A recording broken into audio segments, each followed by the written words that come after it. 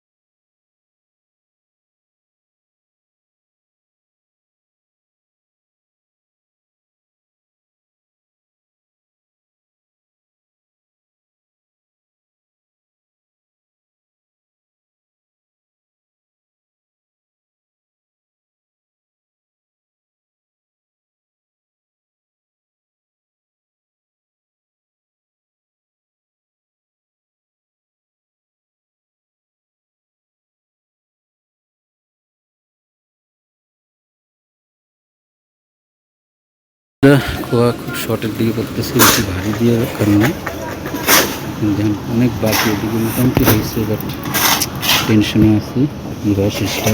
Exciting বিষয়, technically একটা কিছু হয়েছে যেটা আমি ধরতে পারতেছি না। ভালোই কাজ পর্যন্ত ওটাও কমপ্লিট হয় না, ওটাও কমপ্লিট হয় না।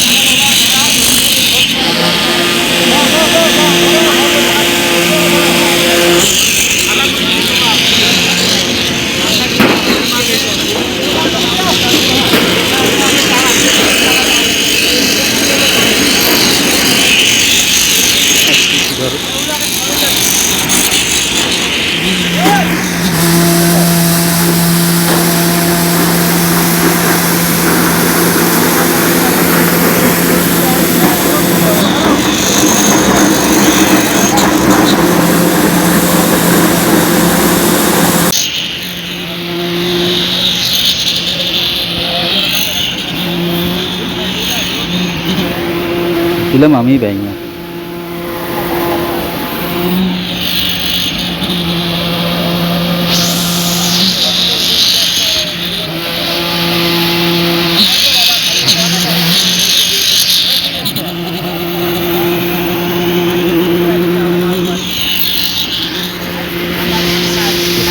দেখেন বাড়ি করা কত কষ্ট।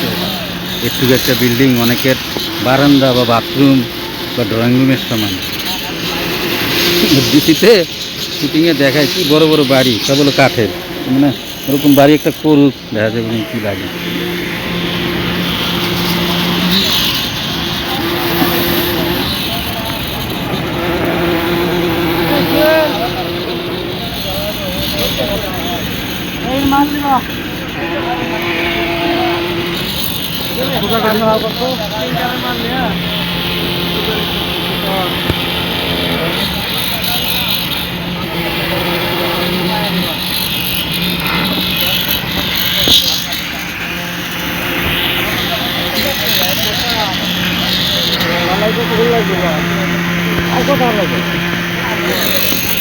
কাকুর হাসিটা হেভি লাগে।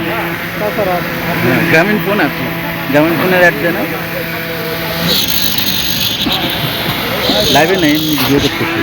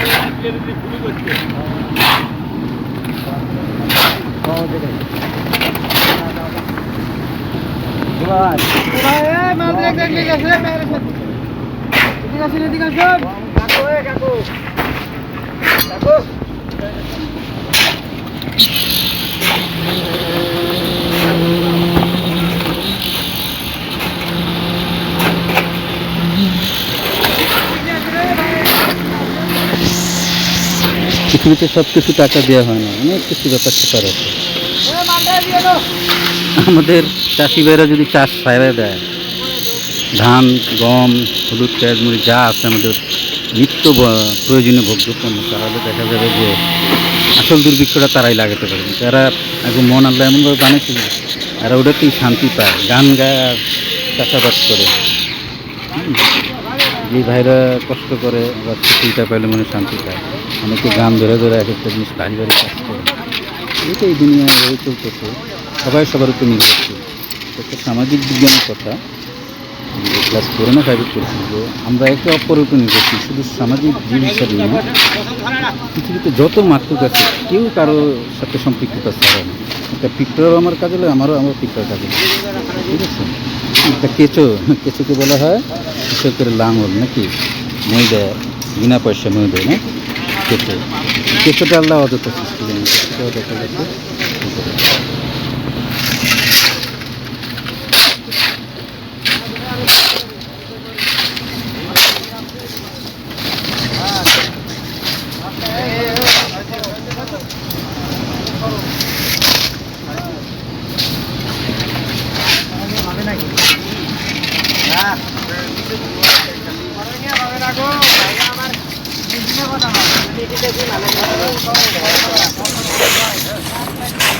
ক্রেনের তার ছিঁড়ে গেছে না পড়ে গেছিল ঠাস করে? আমি তো ভয় পাইছি কেউ পড়ছে কিনা, একটা বিপদ না।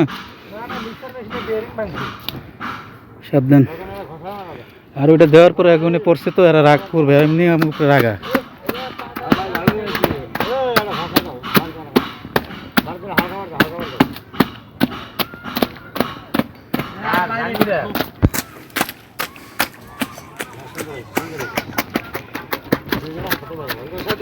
তো দেখেন এখন অল্প একটু খোয়া আছে, রবীন্দ্র একটু কাভার হবে তো। হ্যাঁ, একটু শর্ট সেই হিসাবে পড়ছে, ইনশাল্লাহ কাভার হয়ে যাবে।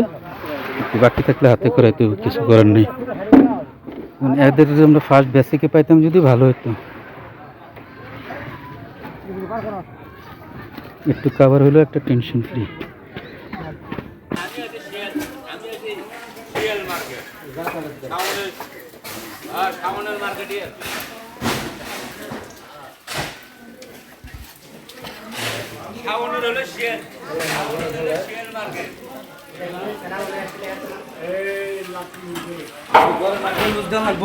সিলেকশন, শুধু সিলেকশন চলবে। ক্রেনটা একবার ভেঙে পড়ছিল না, যে ভবিষ্যৎ ইঞ্জিনিয়ার মাহাদি হাসান ক্রেনেরই ভেঙে পড়ছিল। হ্যাঁ, খোয়া কিন্তু বলতে গেলে শেষ, এখনও ঢালাই বাকি। এদিক থেকে ধরি 6 ফুট, 6 × 60 আর 60 আর কি। হ্যাঁ, বেশি অর্ধেক হয়ে গেছে। এখানে মোটামুটি ট্রলি ঢালা হয়েছে। হ্যাঁ, এই যে টেনশন, এটা হলো এক্সাইটিং, এটা হলো এক্সপিরিয়েন্স। হ্যাঁ, এটা দেখে মানুষই করে। তো এইটা হলো বিষয়। তো আপনারা দেখেন, এটা একটা অভিজ্ঞতা নিতে হয়। এটা একটু কমায় দেওয়া হয়েছে। আর যে সিলেকশন বা লাল বালু বলে, এটা দেখাতে পারতাম ওদিকে, যে ভিডিও দেখাচ্ছিলাম আগে, যে লাল বালুটা যদি ফুল দেন সমস্যা নাই। তো লাল বালুটা দিলে কি হয়, যে খোয়ার মতো লাল বালুটা জায়গায় স্পেস নেয়, অকুপাইড দ্য স্পেস। তারপর তাহলে এটা বরকত হয়, খোয়া একটু কম যায়। এর আগে এরা অনেক লাল বালু খাইছে, আমাদের আনাইছে টানায়। এবার এত লাল বালু আনলাম, এবার হয় না। এবার যে এরা তো আর বোঝে না যে এই রাজসাবকে রাখছে, গাজী সাহেব এ তো ঠিক মতো দেয় না। আর এটা আর একটু উন্নত করে ফেলছে, ভয়ও লাগে, এই জন্য কমাই দিছি। টাকা ফেকশন না, টাকার লেগে তো কাজেরই করতে হয় না। তো ফ্রেন্ডস একটা এক্সপিরিয়েন্স শেয়ার কাজের একটু নানা ঝামেলায় সিরিয়াল ওয়াইজ হয় নাই এবং ক্যাজুয়াল থেকে ক্রেন লাগে না। যাই হোক, এক্সপিরিয়েন্স কি আমাদের যে বাড়তি খরচ 100 টাকা লাগে কমপ্লিট হয়েছে, 6 ইঞ্চি ঢালাই দিল শেষ পর্যন্ত। মানে এটা হলো তাদের এই কি বলো কন্ট্রাক্টর মিস্ত্রিদের একটা টেকনিক, একটা খাম চলে কাজে দম বেড়ে যায়। যারা হাজার হাজার স্কয়ার ফিট করেন বা সাইড দেয় আলাদা আলাদা, এদিকে অভিযোগ আসছে দিচ্ছে, ওদিকে পড়ছে টিম তাদের। আমি আগেই বলছি যারা আজকালাও আসছে একটু ঈদ করে দিতে হবে, পানি উঠে না। আরেক সমস্যা, 500 টাকা খরচ গেছে নতুন লাইন করে দিতে, ট্যাঙ্কি থেকে করে তো পানিটা দেশ হয়েছে। তো এটাই এক্সপিরিয়েন্সগুলো শেয়ার হয় আসলে। হ্যাঁ, যে হবেই না তারপর আমি বলছি না, আমি কনফিডেন্ট যেটা হবে। তো ওরা আমাকে করছে বাড়াবাড়ি করার জন্য, ওরা আরও হুলস্থুলি করে রাফলি 7টা করে গেছে। এখন কি বলবো, এদের সাথে কষ্ট করে যে এত উপরে এতগুলো লোক কাজ করে, তাই আর ঝামেলা করলাম না, আল্লাহর উপরে ছেড়ে দিলাম। আল্লাহ বিচার করুক এভাবে ঠকানোর জন্য। 110 টাকা রেট নিচ্ছে, শুধু 7 আগের কলাম করা ছিল।